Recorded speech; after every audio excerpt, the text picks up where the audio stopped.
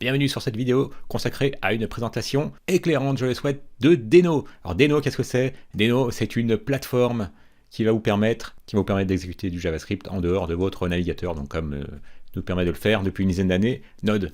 Qui est derrière Deno? Eh bien c'est Ryan Dell, donc celui qui a créé Node. Ce qui veut dire deux choses. La première, c'est que ça va certainement être un bon produit, puisque Node, en tout cas ça fait des années, personnellement je m'en sers et avec beaucoup de plaisir. Et le deux, c'est qu'il va tirer profit de son expérience et des erreurs qu'il a faites avec Node pour pouvoir faire quelque chose de au moins aussi bien et sans doute mieux. Alors, voilà, pour la petite parenthèse, parce que on ne veut pas nous faire peur en nous disant « Ah, mais n'ayez pas peur, ça va pas remplacer Node, c'est une alternative. » Mais bon, quand c'est le même auteur qui, après 10 années, vous crée un autre produit qui fait la même chose, vous vous doutez bien qu'il y a de fortes chances que Deno finisse par remplacer Node. Alors, il n'y a pas de panique à avoir, parce que finalement, il y a beaucoup de choses qu'on a découvert avec Node qui vont continuer à exister. Bon, comme je vous disais, le fait d'une part que ça nous permettra d'exécuter du JavaScript en dehors du navigateur. Sauf que là, on aura directement accès à TypeScript, donc on pourra écrire des applis en TypeScript depuis Deno sans avoir à configurer quoi que ce soit. Alors ça fait peur aux gens qui n'aiment pas TypeScript. En fait, il n'y a pas à ne pas aimer TypeScript, parce que de toute façon, TypeScript, vous pouvez utiliser autant de choses ou aussi peu que ce que vous voulez avec TypeScript. Donc c'est vraiment pas quelque chose de contraignant. Et si vous utilisez déjà TypeScript parce que vous êtes un développeur Angular, vous savez, vous allez vous sentir comme à la maison. Avec Nest.js, c'est pareil. Les développeurs React se mettent progressivement à TypeScript. Vue, dans sa version 3, encourage aussi à utiliser TypeScript. Je crois que vous ne serez même pas encouragé, je vous serai obligé. Alors, un petit tableau qui va vous permettre de comparer Node et Deno. Avec Node, vous savez que bon, il y a forcément beaucoup de C++, parce que comme Node vous permet d'interagir avec votre carte réseau, ça c'est forcément qu'il y a du C++ derrière. D'accéder à votre système de fichiers, c'est également qu'il y a eu du C++ derrière, plus spécifiquement libuv. Et donc, ce qui caractérisait Node, c'est le couple finalement C++ et JavaScript. Donc, JavaScript nous permettait d'interagir sans avoir à connaître C++, de pouvoir facilement, à l'aide de quelques lignes de code, par exemple, se créer un serveur web qui nous permettait d'ouvrir un port TCP. Pourquoi? Parce qu'en fait, derrière, il y avait du C++ sans qu'on ait eu besoin d'apprendre C++. Avec Deno, ce sera Rust à la place de C++ pour pouvoir interagir donc avec, via n'importe quel système d'exploitation, avec la carte réseau, le système de fichiers, etc. JavaScript avec Node, donc il fallait faire une configuration spécifique pour pouvoir utiliser TypeScript avec Node. Avec Deno, vous n'aurez rien à faire. Out of the box, vous bénéficierez de TypeScript, ainsi que du compilateur propre à TypeScript. Vous aurez en plus une foultitude d'outils tels qu'un test runner, vous aurez un linter, vous aurez un bundler, donc plus besoin de configurer Webpack ou bien Parcel. Donc là, tout va être fourni. libuv, vous vous souvenez qu'avec Node, vous avez votre event loop, c'est grâce à ça que vous avez de très bonnes performances malgré le fait qu'il n'y ait qu'un seul thread. Donc il faut une event loop. Avec Node, c'était libuv, avec Deno, ça va être Tokyo. Ce qui ne change pas en revanche, c'est le moteur JavaScript, V8 dans les deux cas. Là où il va y avoir de gros changements, c'est qu'avec Node, on est habitué à NPM et à la registrerie, donc une registrerie qui nous permet, à l'aide d'NPM, de pouvoir récupérer ce qu'on veut. On a un npm install d'Express pour avoir Express, un npm install Axios, un npm install, je ne sais pas tous vous les faire, vous en avez fait beaucoup. Eh bien, là où ça va faire un choc, comme AngularJS, passant à Angular qui a abandonné des choses auxquelles on s'est habitué avec AngularJS, bien avec Deno, plus de NPM. Donc, ce rituel qui consistait à installer des packages depuis l'extérieur, ça ne se fait plus. Donc, il n'y aura plus de registrerie. Il n'y aura plus non plus donc, de Node Modules, puisqu'on ne va plus servir d'NPM. Et il n'y aura plus donc non plus de package.json. Voilà. Qu'est-ce qu'il y aura d'autre? Avec Node, on était habitué au callback, puisque la plupart par défaut, tout est asynchrone, et on servait donc d'un callback une fois qu'on avait une réponse. Eh bien, avec Deno, c'est pour ça qu'il y a des choses qui aujourd'hui font que Deno forcément va s'imposer et remplacer progressivement Node, parce qu'on est habitué aujourd'hui aux promesses. Eh bien, avec Deno, par défaut, ce ne sera pas des callbacks, vous utiliserez qu'on ferait d'asynchrone, ce sera des promesses, notamment avec async await. Et également, ça c'est un petit pense-bête, je m'étais mis pour... L'objectif aussi, c'est qu'un programme Deno puisse également s'exécuter dans un navigateur sans changement quasiment, pour la plupart, c'est l'objectif. Également, Node, c'était pas safe, c'était pas sûr, tout simplement parce qu'avec une application Node, quand vous l'exécutiez, elle pouvait très bien faire à votre insu une requête sur le réseau pour aller... Et puis ensuite, peut-être pourquoi pas vous installer quelque chose récupéré depuis le réseau et pour ouvrir une backdoor. Avec une application Node, vous pouviez accéder au système de fichiers sans qu'on vous demande quoi que ce soit, votre autorisation. Avec Node, bien, vous pouviez accéder aux variables d'environnement sans qu'on vous demande votre autorisation. Avec Deno, ça ne sera plus le cas. On vous demandera une permission quand vous exécuterez à l'aide de Deno, par exemple. Imaginons que vous ayez une appli qui s'appelle, je sais pas moi, Deno index.ts. Eh bien, si ce fichier-là, il essaie d'accéder au réseau, eh bien, il va vous demander l'autorisation. Vous pouvez autoriser l'application à utiliser le réseau. À ce moment-là, vous direz oui ou non. Ou bien, vous lancerez Deno en disant vous autorisez certaines choses, Holo, par exemple, Holo-net.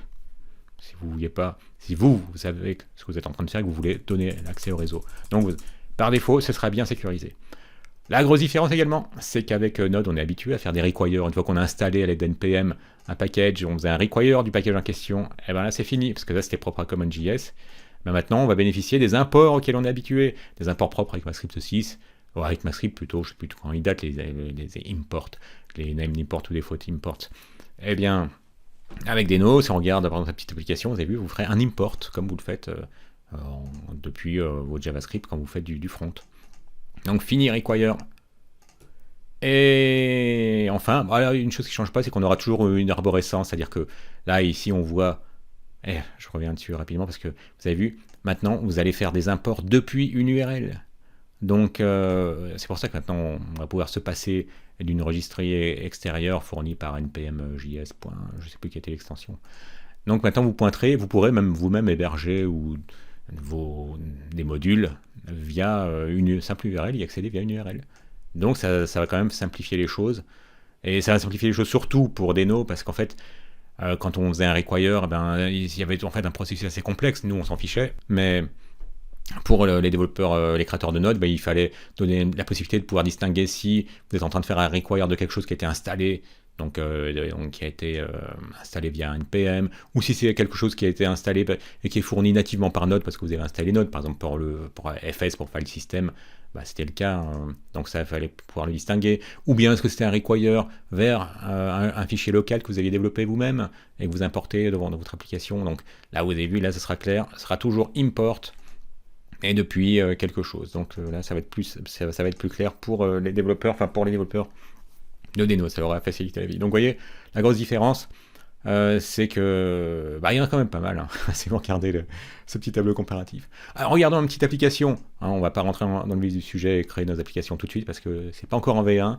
Moi je continue à bosser Deno parce que j'ai envie d'être dans les premiers à sortir une formation sur Deno parce qu'en plus ça me plaît beaucoup. J'ai adoré Node. Et donc Deno tire en profit des expériences de Node. Je sens bien que Deno ça va être excellent. Donc, mais bon, pour l'instant, regardez rapidement comment ça se passe. Donc, on a vu déjà que maintenant, fini les requires propres à CommonJS, on fait un import. Là, c'est un name import, donc on sait qu'on a besoin des accolades. Si ça avait été ces servs avaient été exportés par défaut, ça avait été un export default serve, on n'aurait pas besoin des accolades. Et à partir de là, on appelle, on passe à ce serve et on l'appelle, on l'exécute avec des parenthèses. On lui passe un objet de configuration pour dire, là, on devine qu'on va écouter sur le port 8000. Un petit console.log pour dire quelle sera l'URL finalement sur laquelle on pourra écouter notre serveur. Et là, comme je vous le disais, comme il y a des promesses nativement, il y a un await pour exécuter quelque chose d'asynchrone. De là, on peut dire qu'on voudra répondre ceci. Alors, c'est peut-être pas l'exemple le plus clair au départ, donc je vous en ai trouvé un autre. Pas celui-là. Là, je vous montre tout à l'heure, ça c'est des packages mis à disposition également. Et sur la partie modules. C'est pas ça que je voulais vous montrer. Faut que je referme des choses, j'ai ouvert trop de choses. Voilà, par exemple. Ça c'est un package, un tierce package, mais bon, vous pouvez voir l'exemple. Un package qui vous permet de bénéficier de copier quelque chose dans le clipboard et de le coller. Vous avez vu, la logique va être la même. Vous allez importer clipboard depuis, de nouveau, cette URL. Et ensuite, pour l'utiliser de façon asynchrone, vous allez faire un await. De quoi de la fonction writeText qui vous permettra d'écrire dans votre presse-papier du texte. Et quand vous aurez envie de lire le texte, à nouveau, comme ce sera de manière asynchrone, au lieu qu'il y ait un callback, au lieu qu'il y ait un callback ici, qui est un callback juste après some text, virgule, et puis un callback. Donc c'est une promesse qui est retournée. Là, pareil pour readText. Vous faites un await parce que c'est de l'asynchrone, vous attendez la réponse, vous attendez le texte que vous allez lire, ce sera some text. Et de là, vous pourrez vérifier si le texte est bien égal à some text. Bon, comme c'est bien ce qui aurait été écrit. Là, vous avez vu, ça va pas être perturbant, plus que ça. Qu'est-ce que c'est que ça? Pourquoi je dis oui? Je voulais vous montrer un exemple aussi qui vous permet de lire un fichier JSON. Alors on va commencer par l'asynchrone, parce que comme avec Node, les choses sont asynchrones par défaut. Donc, là vous regardez, vous voulez lire du JSON, vous voudrez le faire de manière asynchrone, donc il y aura un sync et un await, quelque part il est là, le wait inset. Donc vous faites une fonction qui va vous permettre de lire du JSON, et vous pourrez indiquer le chemin du JSON que vous voulez lire. Comme c'est du TypeScript, eh ben, vous retournez un type, mais bon, de nouveau, vous n'êtes pas obligé, mais bon, c'est pour ça que TypeScript, il ne faut pas se bloquer dessus. Si vous n'avez pas envie de mettre un return type, vous pourrez très bien ne pas le faire. Mais quand on s'y fait, finalement, c'est facile. Ça vous dit quoi? Que cette fonction, readJSON, elle va vous retourner une promesse de unknown. Bon, une promesse de quelque chose pas typé. À partir de là, vous pourrez créer un TextGetDecoder, parce que vous aurez envie de le lire, de le décoder. Sans doute que ça arriverait sous forme de buffer. Donc on veut que ça devienne de l'UTF-8. Je dis sans doute parce que, bon, j'avais encore assez joué avec, mais bon, ça se lit, ça se comprend quand même. Donc on a un décodeur qui nous permettra de décoder en UTF-8. Décodeur, il a une fonction, c'est un objet qui expose une fonction décode, et qui permettra de bosser de manière asynchrone à l'aide de ce await. Et ça vous permettra... Alors ça c'est un objet global, Deno. On reviendra plus tard sur d'autres vidéos, simplement pour vous dire que Deno, il vous met à disposition via cet objet beaucoup de méthodes qui sont utilisées couramment. Vous la reconnaissez, c'est une méthode qui permet de lire un fichier. Elle vous permet de lire de manière asynchrone un fichier qui correspondra à ce qui aurait été passé en argument. Et à partir de là, comme on est avec du async await, on ne peut pas faire du point zen, point catch, donc il nous faut un try catch. Bon, si vous connaissez déjà async await, ça ne vous étonnera pas. Et de là, on peut retourner en parsant avec du JSON.parse, puisque c'est quelque chose qui a été stringifié, donc maintenant le parse pour en faire un objet, le contenu qui aurait été lu de manière asynchrone.